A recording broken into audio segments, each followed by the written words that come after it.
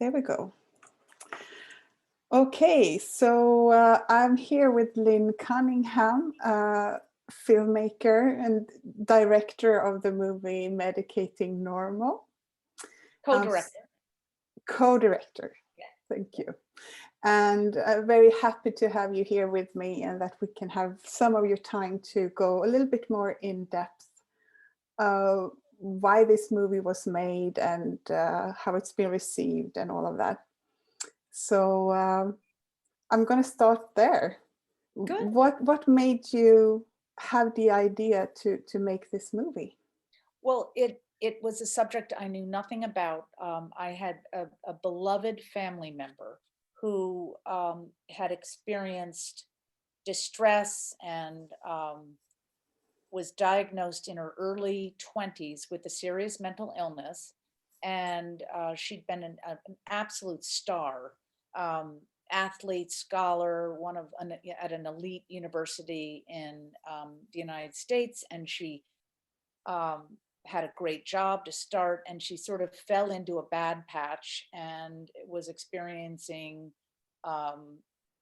it was accumulating. And our family, she'd been hospitalized a couple of times, and our family consulted all of the best psychiatrists in sort of the northeast of the United States. And it was the general consensus that she had a severe mental illness and that medication would help keep her safe out of the hospital.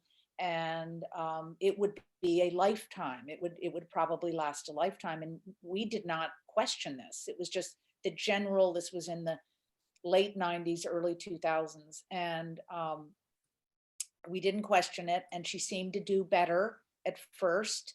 But sort of without really realizing it, the medication started to increase. By the time I started to become aware of, wait a minute, what's going on? We have no idea really what's happening. She was on 10 medications, and there was really no rhyme or reason. If you looked them up, they treated different diagnoses, different from the one she had.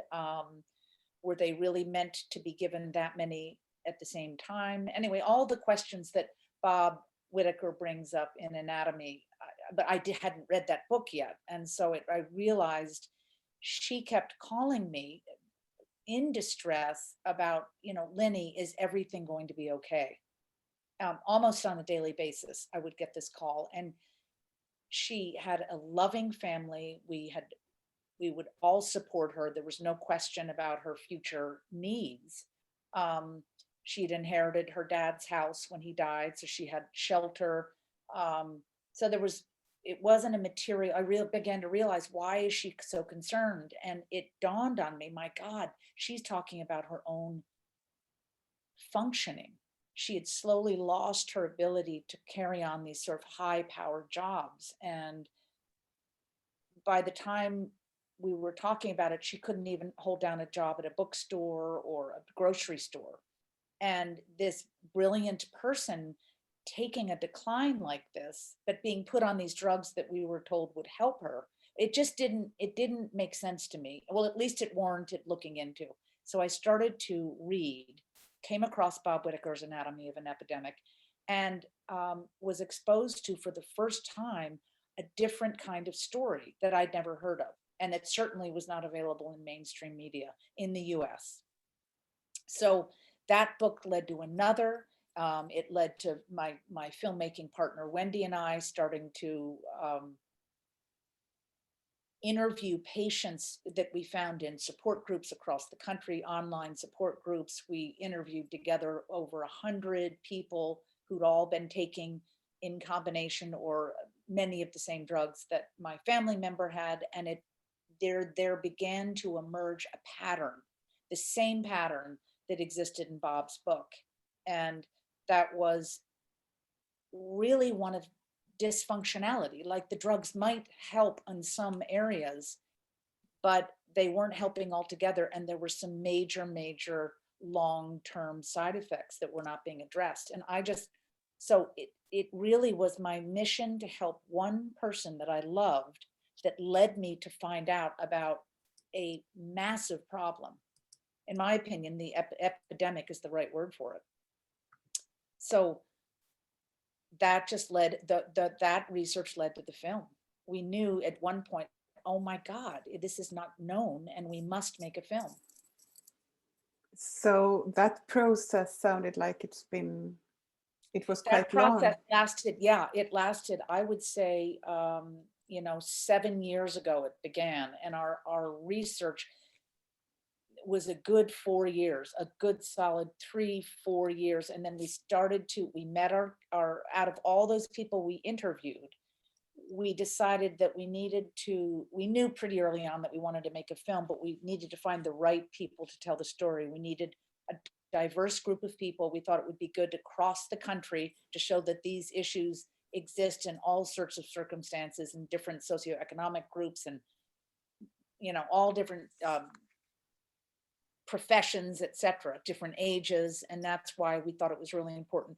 Our group of subjects in the film were very articulate in that they were able to talk about what they'd been through.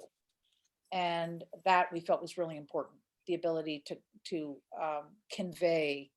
And then, even then, when we found them, we didn't really know what was going to happen in their stories. So then we started to follow their stories from the minute so each of them was over a 3-year period. We would come back for important events. And we saw with our very eyes their health getting better. The more time passed off their drugs, they were starting to regain their sense of self and their health, really. Not that all problems went away, and we also felt it was really important in the film to not say, oh, get off your meds and all your problems will go away. That is not what we meant. But there's a sense of empowerment that I think took place with all of our subjects through the course of filming them.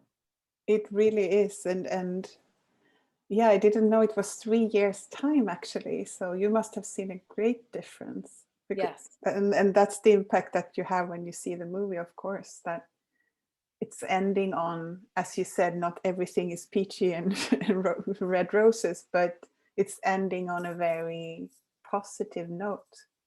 Yeah.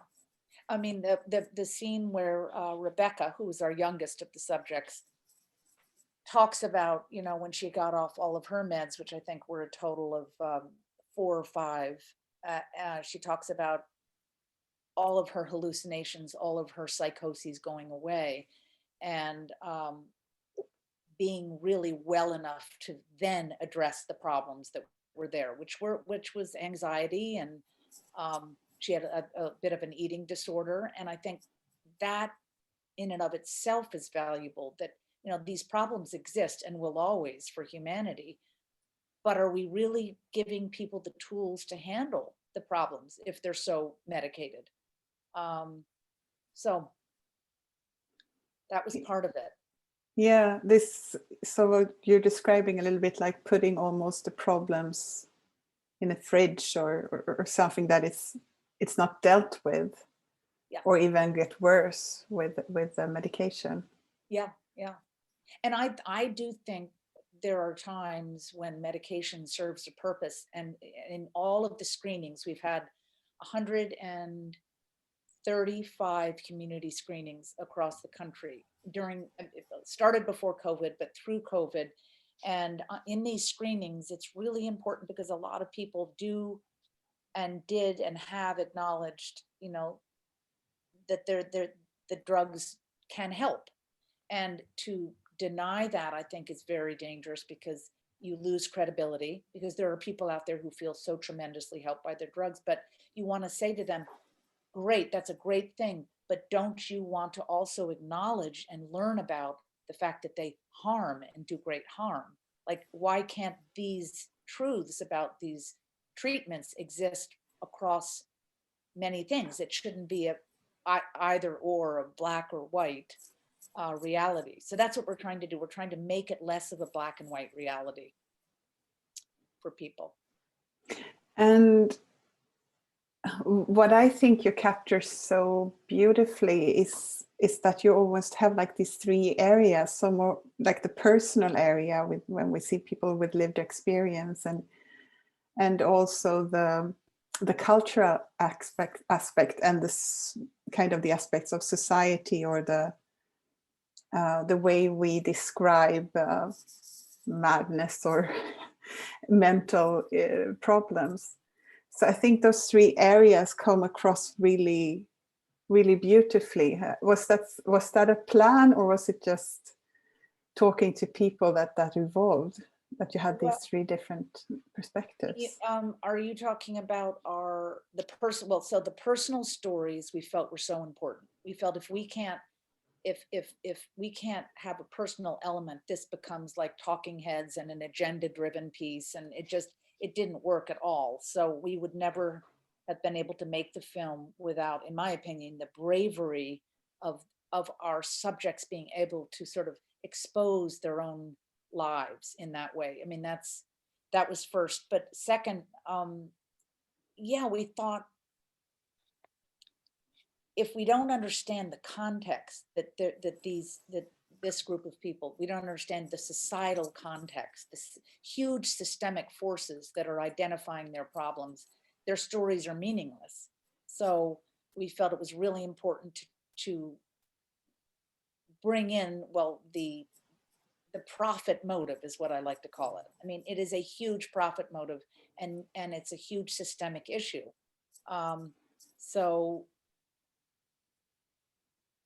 We thought that was really important. We also did not want to vilify any of their doctors, because their doctors exist in this huge systemic thing that we've all contributed to. And it's very easy to say, oh, they're bad people, but they're not. They're people that want to help. They're just helping in a way that isn't helping, and nobody is talking about that. So when we found those experts, we got really excited, because those people, in my opinion, are heroes. The people in our film, Alan Francis, Anna Lemke, because what they have done is that they've been able to also have courage to say, not everything that I have been doing has helped my patients. And unlike many, many, many other people in the profession who get very defensive about this message, we felt that the experts that we found gave credibility to our subject stories, but they were also able to show a humility, an ability to listen, an ability to be a healthcare professional and say, I don't have all the answers. And I think they're heroes, and we could have made a film about their experiences on their own. I mean, it's amazing. So I think it is all part of something, and it's really hard to make a film like this and have it only be in an hour. But yeah, I can totally get that. Yeah. But you got a lot into that, those 76 minutes. Yeah. There is a 54-minute version too. Okay. It was for our distributor and our international distributor, Sideways Films, is selling it to broadcasters and internationally. So it will be on TV, hopefully in Sweden too. I certainly hope that. Yeah, but that will be a shorter version, and the big chunk that was cut out of the 54-minute for the international audiences, it was our veterans section. We still have some of our veterans issues, but the big US veterans, which I think is one of the golden nuggets of the 76-minute version, that is not in the 54-minute. Okay. So what has happened with this movie, reactions, and how has it traveled in the world? And we've been in more than 13 film festivals, 2 of which have awarded us Best Picture and Audience Award. So it is, people really respond to it. And we've had 100, we now have an educational distributor. So universities and schools around the country will have a way to buy the film, and that company is called Good Docs. We have an international distributor who sold it to broadcasters in Belgium, Portugal, and Hong Kong. Wow. And hopefully that will continue in more countries. Um, we can't wait, and we want to broadcast in the US, but it's probably the headwinds are harder. It's going to be harder in the US, because even our public television, they're very good, but they're big sponsors. Pharmaceuticals are big sponsors of our public TV, and I think it's going to be hard. Um, we really want to get it into med schools, and have had some very brave doctors say, look, you can't, you've got to be very careful in how you present it, because this isn't the reality that's being taught. And, there's a lot of defensiveness out there about it. We don't want that. We want to make it very non-accusatory, and something that people can talk about and have dialogue around. But I would say it's being received better than we expected, in that, given all of those constraints. So, yeah, coming back to the pharmaceutical companies and what we talked about a little bit with the systemic impact, or how it's all kind of a chain almost. Were you surprised by the power or the impact that the pharmaceutical companies have in this matter? Completely. I mean, I had no idea of, and there's a group of researchers surrounding the University of Pennsylvania who've been very engaged and helpful, and sort of not in the film, but out of the film, corroborated a lot of the stuff about the stuff Bob himself brought out, published and unpublished studies, and how studies can be written according to the marketing of a particular drug. And there's so much misinformation, and what one sees in the journals is only what industry wants us to see.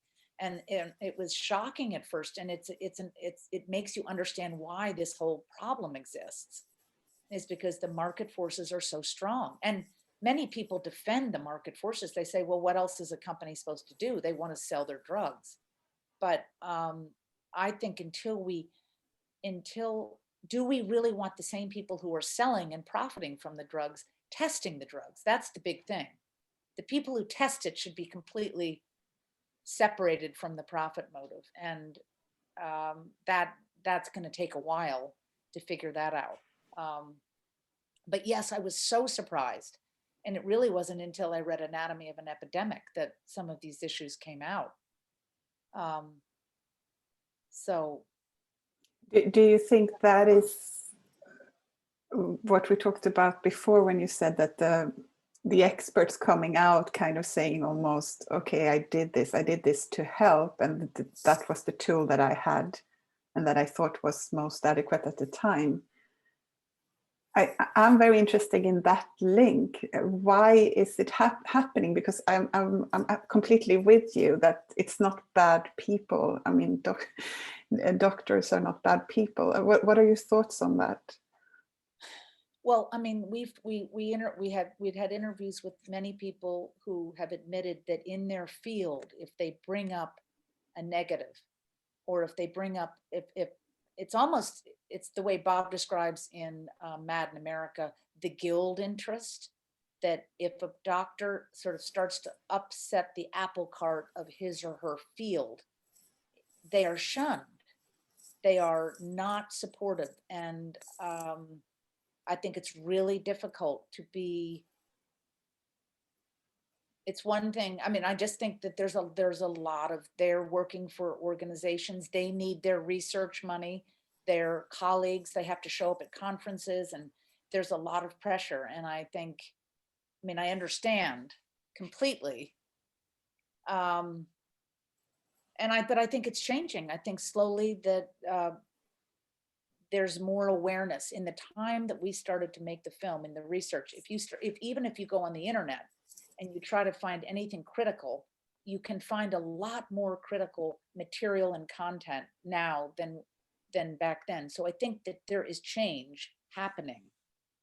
But did I answer your question about why? We were up at, do you know the scene with Dave Cope when he's testifying on behalf of Massachusetts requiring informed consent for Yes, benzodiazepines. yes, Okay, yes. that scene, I watched, it was a day of people like Dave standing up in front of the state officials saying, this happened to me. This is how long I dealt with my harm. I'm not even well right now. Irrefutable testimony. And I saw one of the Harvard doctors up there literally saying, in my 40-year career, I have never seen anybody develop dependency on a benzodiazepine. And we were just shocked. I ran out, he leapt. So all of those doctors said their thing. There were about 3 of them in the beginning of that testimony. We weren't allowed to film them, so we couldn't put the data into the film.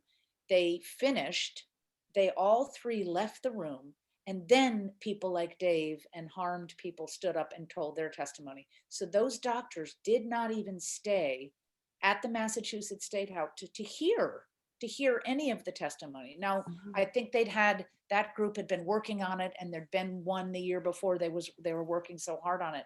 But the fact that the doctors left, I ran out in the rotunda and said, excuse me, Dr. So-and-so, I'm making a film about the harms of psychiatric meds, and I'm very interested in your statement that you said that in your 40 years.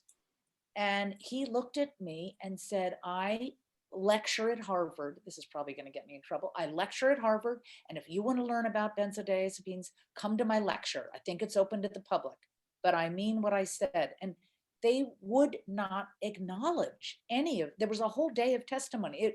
It was shocking to me that I think it's called cognitive dissonance. And I don't doubt that he believed in what he was telling me. I don't think he was consciously lying to me. I just think his reality is so different than Dave Cope's. And it was so sad to me that those doctors wouldn't stay around to hear those testimonies. I think it says a lot that they didn't. Yeah. And that's very interesting, because of course we tend to forget sometimes that there's a meeting, or there's a dialogue, or there's something happening in the meeting between the professional and the patient, or whatever, where the power structure of course is way off, but there's still 2 persons, 2 human beings in that meeting. So it's very interesting what you're describing, not even want to take in the stories. Did not want to hear it, because it really interrupts the reality. And not to be fair, but to get behind why they even defended, well, they don't see anything wrong with the prescribing of benzodiazepines without informed consent. Or I think the hearing was about requiring informed consent. What they thought was, if you require informed consent, it will scare patients away from taking these drugs. It will scare them away. And then because it will appear that the drugs are more dangerous than they are. Well, but what if they are dangerous is what anyway. So. Yeah.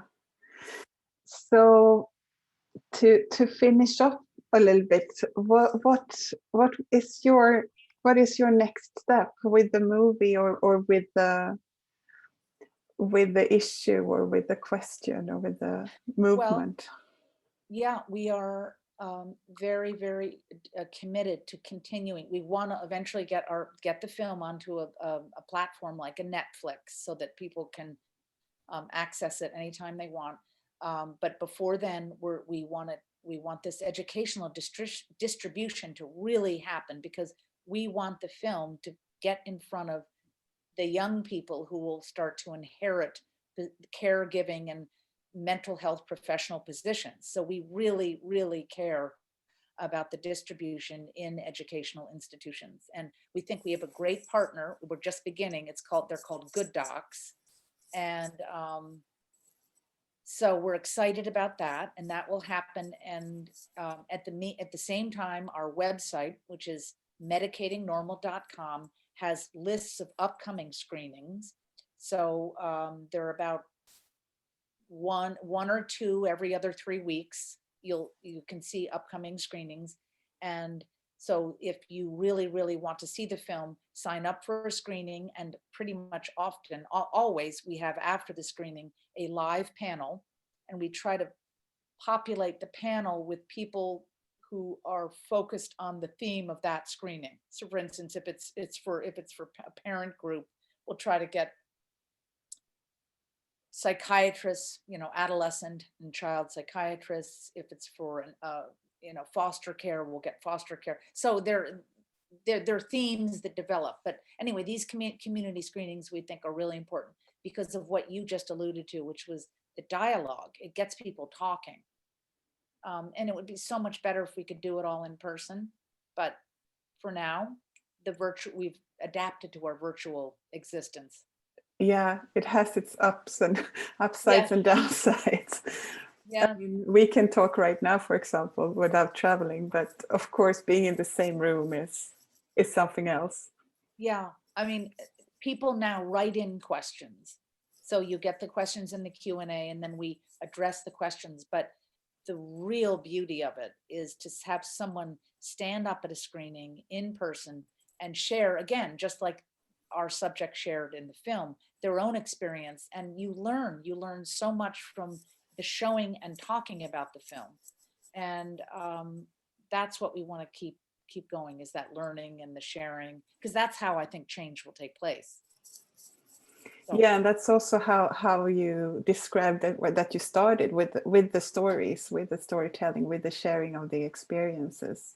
And just as you said, I watched the movie 2 times now, and I would probably watch it even more, because it had such a great impact on me. And I think it was just that, both on a personal level, but also seeing everyone who shares is sharing from a personal stance, even though they are experts. It's, as you said, it's about their journey, about their experience, and that makes us connected in a way, I guess. Yeah. So it has a great impact. I mean, we've been the more mainstream viewers, psychiatrists, they feel, well, it has been said, well, this is an irresponsible film. Why? Well, because you're going to get people to go off meds who need to be on the meds. And that actually, that may be true to a certain extent, but it's also irresponsible not to show the film, because there are going to be people who don't need the meds who are going to be getting on the meds. So there are concerns about it, which mean, I think, again, that would be very, very fine for a screening to happen, for someone to say, you're going to convince someone who needs these meds to go off, because maybe that's true, but the other is true too. So again, these two realities need to accept one another. Is that really what we were aiming for? Yeah, and I think you succeeded very well in that. I would say it's really broadening the perspective, and it's creating that palette and that dialogue to make those two things, because they, as you said, they need to coexist, those two perspectives. So yeah, great job. So yeah, thank you. So viewers, the very important thing is that if there is a group anywhere in the world that is interested in screening the film and talking about it they may even want to make themselves panelists, we are very open to that. And that's just, please contact us, and we will do everything in our power to make that screening happen. And it's really important. It's getting out there that way first, I think, is a really responsible way of getting it out there. Yeah, I agree. So, and I can only encourage everyone. My contact with you has been wonderful. In the screening here. Thank you so much. And you know that people can reach us really with our medicatingnormal@gmail.com. And we have a great outreach team. Angie is part of our outreach team. You know that. I know that. Yeah. I met her. She is awesome. She's driving an RV around the country. She's held screenings for veterans groups all over the place. She is a force to be contended with. She sure is. Yeah. So Okay, Lynn. Thank Yeah. you so much for your time and for making this movie. It's it's just a very, very beautiful piece of art, I would say. Oh, thank you. Thank you. So good luck and hope to see you soon again. Yes, again, maybe we can come to Sweden. Please do. Please do.